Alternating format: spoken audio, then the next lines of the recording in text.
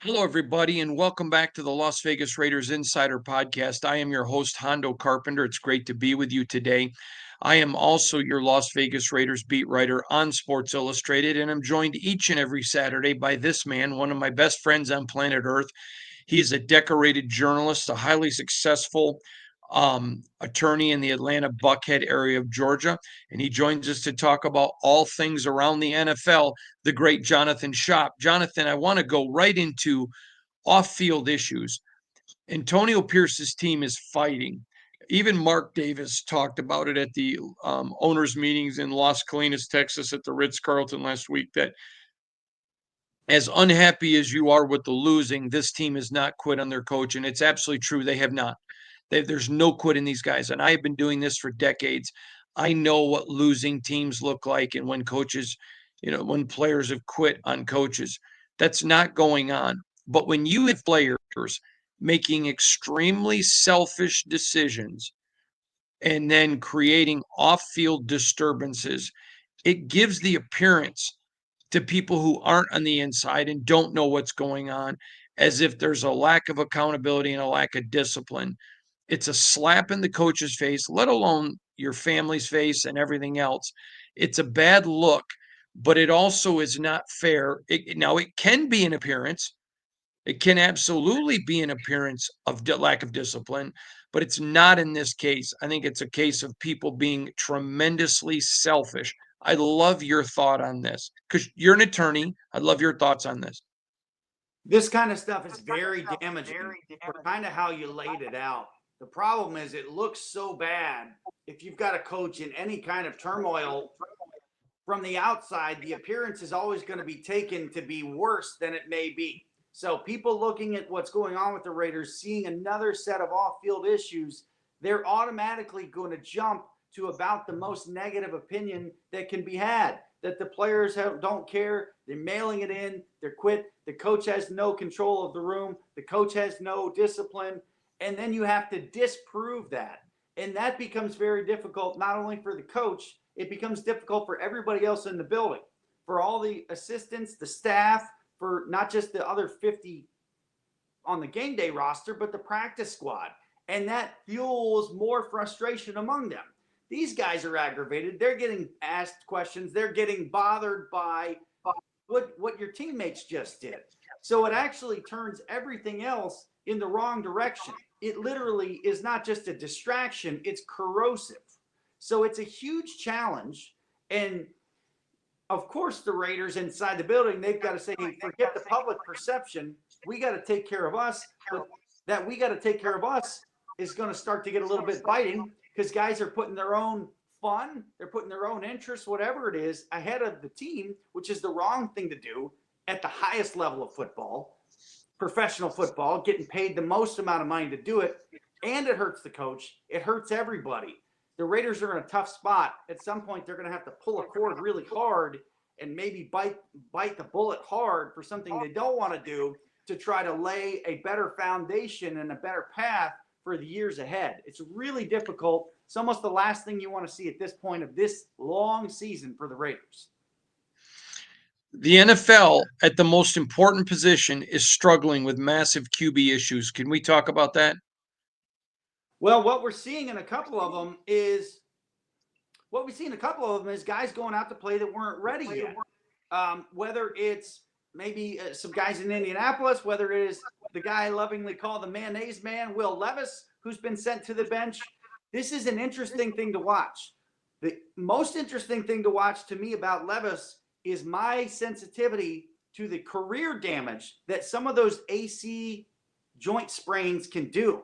I am telling you, and some of you out there know, there are guys that have had that injury who never throw the ball the same. It's never quite come back. I don't know if that's going to be the case for Levis, but he's got a physical challenge. Now he's got a massive mental challenge as he has been sent backward there in Tennessee.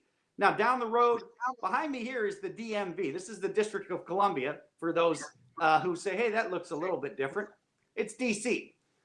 Back in Atlanta, we had a strange situation that I think that reporters are hopefully going to dig into to figure out why this Kirk Cousins get injured, pretty visibly injured. The ball's going out different. Why does it take 4 weeks for Michael Penix to get into this game? it's nice to see he's going to get a chance. It's not a criticism on Penix or Cousins, but the question is, why was Atlanta not able to have him prepared to play in the last 4 weeks? Are we going to see that this weekend? Is Michael Penix going to be sent out too soon? Or hopefully for him, is he going to be sent out at the right time? This is an interesting thing. We are coming into December. You've got teams going into the playoff race. You've got quarterbacks whose careers are about to take shape into a different direction. One of the most interesting things to me is guys like Levis, guys like Richardson, guys like Penix. I'm really, really curious why Atlanta did not have or could not have Michael Penix ready weeks ago when it was very clear that Kirk Cousins was injured. And I'm also curious, what's the future for Cousins? Is he going to need a procedure or a surgery? Wild stuff. That is such a challenge finding quarterbacks, as we know, as the Raiders know. And I heard a guy who's a long time working in the league who said the best advice I got coming up in the personnel end of the NFL was you just can't pass on a quarterback. So even if you're drafting a second one in a draft, if it's a guy you think can play, you can't pass on him. Another guy we're interested to watch a little bit the rest of the year is Spencer Rattler, because that's a guy we talked about before the draft that might have fit pretty well in silver and black. I think there may be some teams thinking, hey, we should have taken that guy. I know there's a lot of teams interested to see how he does with this little run as a starter to close out the year. Going to be fascinating. All right, let's talk about Titan Tough. Man, did you see Brian Callahan? Do you know if you're playing a video game and your team, your Madden team or whatever isn't doing what you want, you can let it rip. You can get in to play the coach. You can start cussing around at the room at your team or at the other guy. So Brian Callahan basically blows a whole gasket after being asked about his team's toughness. In a way, this is a nice reset. And please watch the video if you haven't seen it. It was a nice reset to remind folks just how competitive the NFL is and just how hard it is to make it through a quarter, let alone a game. At the same time, he's looking at it totally through a coach's eyes and through a lifelong, in a coach's family's eyes. Whereas some people, understandably, are watching this game with a less of a knowledge understanding, or they're just casually watching. And they're like, hey, is that team just kind of loafing and taking it easy because they're stuffing their pockets full of cash and they don't want to get hurt too bad? Did he have a reaction? I don't know if it's going to help, but it's going to be entertaining when we watch it next week, when we watch it in 10 years. Brian Callahan goes bananas on people questioning the toughness of his Titans team as they have a very difficult season that has just gotten more challenging. And to be honest, I think he's got one of the toughest jobs in the NFL because of the way they kind of run it upstairs, if you will. They ran Mike Vrabel out.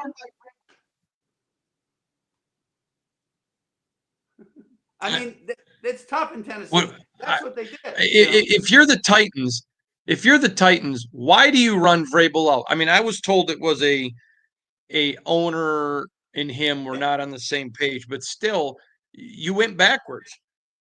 It is hilarious because it's like you've got a problem with Mike Vrabel being too much like Mike Vrabel. That's interesting.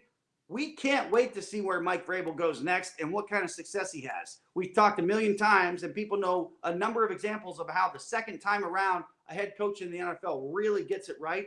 Mike Vrabel's very close to getting to a Super Bowl with a relatively, maybe a little bit less talented Tennessee team. What I mean is I think he got about as much as he could out of that talent. And then they say, hey, we want to go away. Then they go ahead and take the mayonnaise man. At least they've got a coach that's got some fire. Man, did he get upset? That is a long way from a lot of what we see from NFL coaches. But Coach Callahan, we thank you. You have left us the most entertaining piece of video this month from a head coach so far. John, we have talked about this ad nauseum. The NFL has to expand rosters. Once again, we are seeing injuries impact. I mean, the Raiders have been decimated.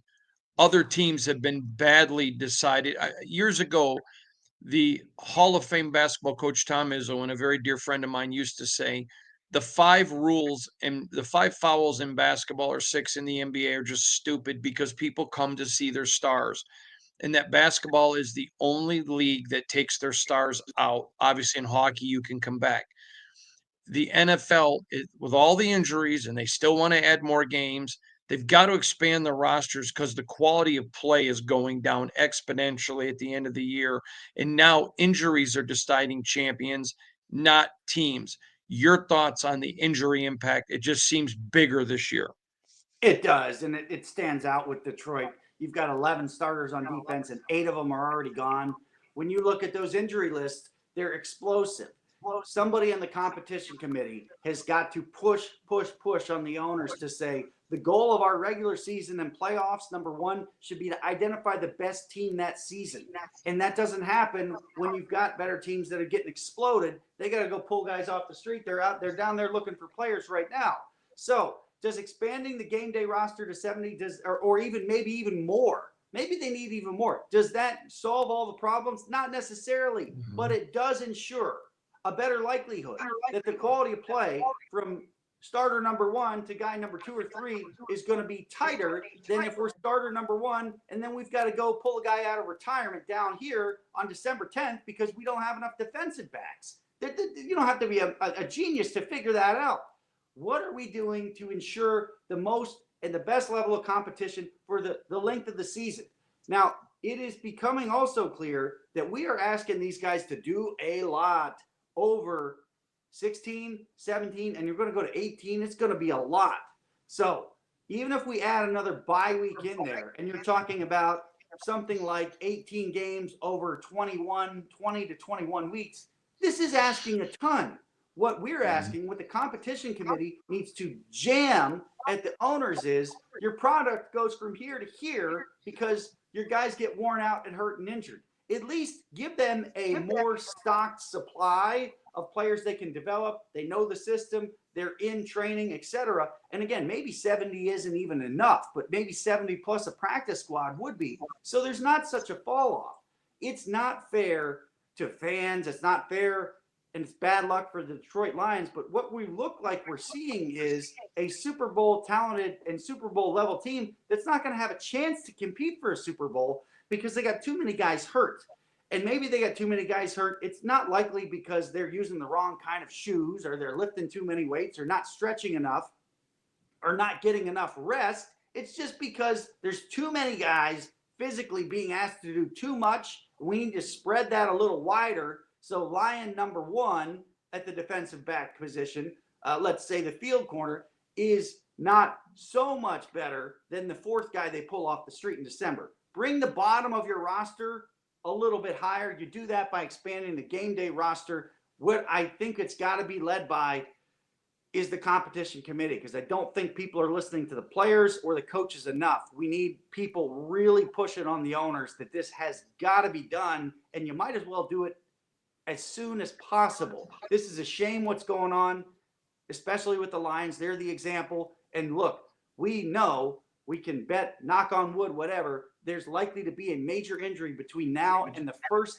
kickoff in a playoff game that is going to take somebody, realistically, take them out of a shot to compete to make or win a Super Bowl. John, let's get to our fearsome foursome. We picked the 4 most intriguing games. Where are we at on the year? +1 right here. +1, 1 game up. Very exciting. I'm here in the DMV. The buzz is already all over the place, as you can imagine, for what is the fantastically dramatic best rivalry in the sport, best rivalry in pro sports since 2007, 8, 10, something like that. Pittsburgh at Baltimore. Well, first of all, let me just say to you, I think there are a lot better rivalries over the course of the NFL history, but not in recent memory. So I agree with you. To me, this is an easy one. I don't want to say anything publicly right now, but I'm going to send you something, excuse me, to look at about Mike Tomlin in Pittsburgh. But I'm going to go with Baltimore here. I think they are a sleeper for the Super Bowl, and I think they're going to take care of Pittsburgh easily. There's a lot of things lining up to suggest that this is Baltimore's time. There's a lot of focus on TJ Watt, including with the little ankle Let's see if he lines up on the other side of the line of scrimmage. I think we're going to see a bit of a shootout here. I'm going to take Baltimore, I would say by less than 3, only because they're at home. But man, these are always a classic, and they are going to be hard hitting, and we cannot wait to see it. Now, also today, we can't wait to see the Texans at the Chiefs. Totally flipping the script. The Chiefs are getting healthier at selected skill positions here at the end of the year, which is bizarre. We don't know how rusty these guys are. We don't know what they're going to do to help protect Pat Mahomes. And some of us are not sure Pat Mahomes should even be playing this week because, I don't know, they kind of need him more importantly in weeks to come in the playoffs. Texans at Chiefs. I'm going to go with the Chiefs because it's at home, but I have no idea why they're playing Patrick Mahomes. This is a dumb idea to me, but I'm going to go with the Chiefs. Will Anderson is back. You can't beat Kansas City at home. I think they're heading towards a Super Bowl again if Mahomes stays healthy. It's a very strange situation that's going on, but because we usually don't see it, such severe injuries and then guys come back. I'm going to take Kansas City also. Now, another game here in the DMV, of course, is an I-95 classic. It's a busy pro football weekend in a busy pro football area. Philadelphia Eagles coming down right over there, Landover, Maryland. Eagles at Commanders. Most talented roster in the sport at the one that's trying to be the biggest upstart of the year. John, I think Philly has got a great shot at a Super Bowl. I don't think the Commanders even have a chance. This is blowout city. I don't know about blowout city, but I'm the guy that took the Eagles and the Ravens to make the Super Bowl. We talked about the Eagles getting diverted. I don't think they like going to Brazil. They have it going now. Hopefully there's some strong enough voices in their room to say, let's shut our mouths, including a guy that got hurt that made a misstep. I think Conan, maybe he goes back in the locker room and says, hey, everybody else, learn from me. Let's shut it. Eagles keep going. They've got to keep the end in mind. The Eagles have got to keep going to think we need to play our best football in the Super Bowl. You don't want to peak too soon because they look really, really good. The last game could be the best one. It looks lovely on paper. Get those 12s out there. Give me some bad weather in Seattle. Get it loud. Geno Smith, maybe, maybe not. We're talking Vikings at Seahawks. It's not a must-win for the Seahawks, but it's real close. I've got to tell you, I love this game for a lot of different reasons. I think it sends a message to NFL fans about giving up on quarterbacks too early, about playing guys too early rather than letting them develop. Tom Brady said the best thing that happened to him was he had to sit the bench. But that being said, I normally would lean to Seattle because it's, their game. But I just think Minnesota right now with Sam Darnold is just doing some really special stuff. I love the play calling. Defensively and offensively, their balance. On offense, they're doing what they want when they want. On defense, they're really almost Bill Belichick in taking away what you do best. I just think right now, and I am not a Seahawks hater at all, but right now I have to go with Minnesota here. I think they get the big, big win. Very high level coaching in Minnesota. You don't have to be a super fan to be very impressed with Kevin O'Connell. And it's like, where did this guy come from? He's got control. He's got command. He's done it here with multiple quarterbacks. Phenomenal example of a guy that should have played too early in Sam Darnold, and an incredible story to turn it all around and get going this well. Brian Flores is no joke. There's a lot on the other side. As we know, those of us that love Jackson Smith and Jigba, we're impressed by Charbonnet. We know Ken Walker can do his thing. We see all that the Seahawks have. I am going to take the Seahawks. This is going to be a huge moment for those 12s. The old massive crowd home advantage is coming back. The Seahawks are going to play way up, and because they play way up, they're going to catch a couple mistakes by the Vikings. This could be the most exciting game of the week. I am going to take the Seahawks. You know I love Jackson Smith and Jigba. This one is going to be terrific. What a great way to lean into a holiday week. We have big time action on. We had one Thursday. We got them on Saturday. We got them on Sunday. We are going to go featured foursome. Fantastic to get you ready for the holiday week. You gotta love football. All right, Johnny, tell everybody where to find you on X. We celebrating all the holidays on at JP Spartan. And from John and I, Merry Christmas, Happy Hanukkah, and Happy Festivus for the rest of us. Thanks, Johnny.